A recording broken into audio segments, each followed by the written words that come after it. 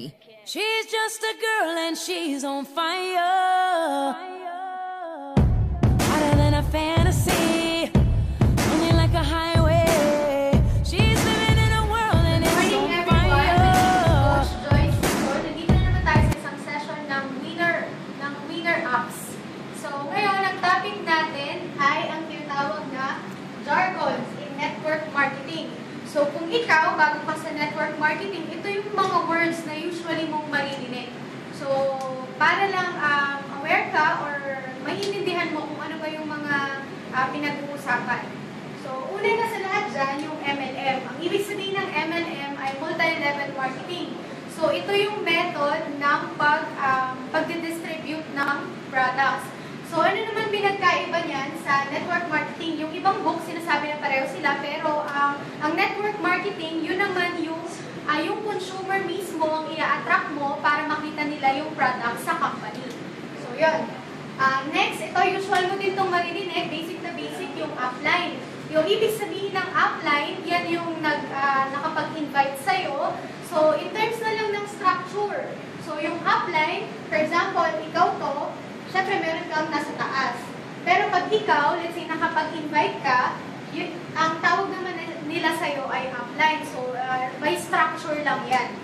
So, downline, same lang din. Sa structure, ibig sabihin na nasa ibaba ka nila or nasa ibaba mo sila. Pero never, as I said, never call yung mga tao sa ilalim mo or yung mga leader mo as downline. So, structure lang yan. So, sideline or crossline, sila naman yung hindi kasama sa structure mo. Pero, kasama natin sila sa business na ginagawa natin or kagrupo din natin sila. So, next word is yung prospect. So, meron tayong separate na topic kung paano yung mag-prospect ng tao. Pero, ibig sabihin ng prospect, sila yung mga potential clients mo o yung mga potential na tao na pwede mong i-invite. So, marami tayong klase ng prospecting. So, sunod dyan, leader. So, napakalaking or napaka-broad na word na leader, pero usually sa network marketing, yung leader, sila yung mga nagtitrain din sa mga member nila or yung meron na ding mga downlines or yung mga leader din sa ilalim nila. So, lahat naman tayo dito, leader, sabi ko nga, kahit isa lang yung nasa ilalim mo, leader ka na din. Bakit? Kasi ikaw yung magtitrain sa kanya or sa kanila at ikaw din yung magtuturo or susundan nila dito sa network marketing. So, napaka-importante nitong word na to sa network marketing at kailangan lahat tayo, hindi lang sa salita, maging leader din tayo sa gawa. So, next is sponsor or direct. So, yan naman yung kung sino yung nagpa-join sa'yo dito or yung dahilan kung bakit ka nandito. Sila yung mga nag-invite sa inyo. So, direct, ibig sabihin, direkta kang in-invite ng tao na yun. So, yun siya. Next is binary. So, binary ibig sabihin, nakalimit lang siya sa dalawa. So, by structure din yan. So, binary ibig sabihin, ikaw to, dalawa lang yung pwede mong ilagay sa first level mo. So, syempre, pag naglagay ka dyan, tignan dalawa lang din sila. So, second level ang tawag dyan. First level, dito naman, yan, second level. Pero sa binary, dalawa lang talaga yung nakakonect sa'yo. Sa pinaka-main mo. Yan, structure. Yan naman yung structure natin. So, recruit. Yung recruit naman, sila yung mga tao na pinapunta mo dito or yung mga ini-invite mo. So, same lang din siya.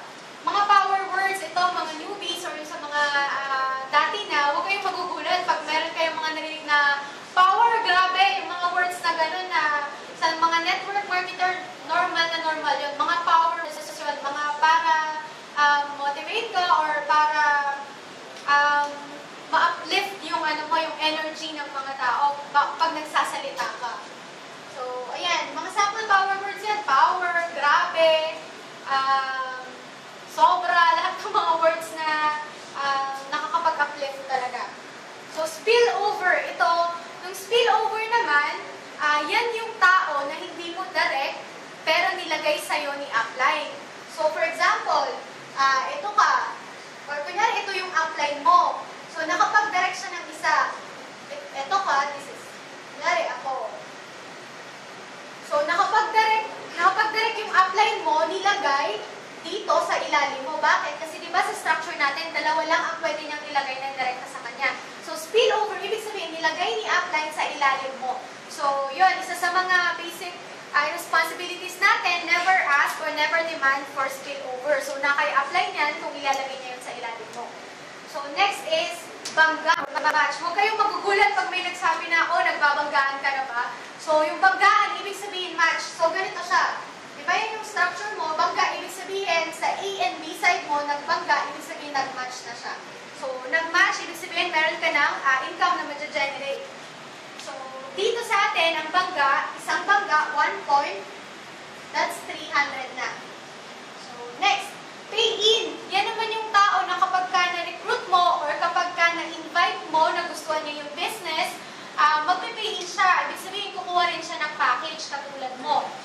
And payout naman, yan naman yung pagkuha ng commission. So, meron tayong cut-off dito. Ibig sabihin ng cut-off, yan yung time or yung interval na kapag nag-encode ka or kunyari may nag-pay in sa'yo at in-encode mo na sa system natin, sa structure mo, mag-generate ng income yan, yung cut-off, yan yung time na nag-encode ka. So, ang cut-off natin dito ay Monday to Saturday. And magkiklik tayo, ibig sabihin na magkiklik, meron kasi tayo palang tinatawag na virtual fund. Virtual fund, so lahat ng commission mo para sa cut-off na yon doon mo makikita. At pwede kang mag-click ng every Tuesday. So every Tuesday tayo pwede mag-click dito at yung cheque mo or pwede rin ATM, makukuha mo siya either Thursday or Friday. Usually Thursday, pero pag may mga corrections, Friday siya.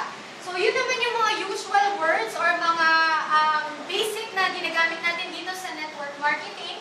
So, thank you so much for listening until our next Winner Up session. She's Bye-bye. just a girl and she's on fire.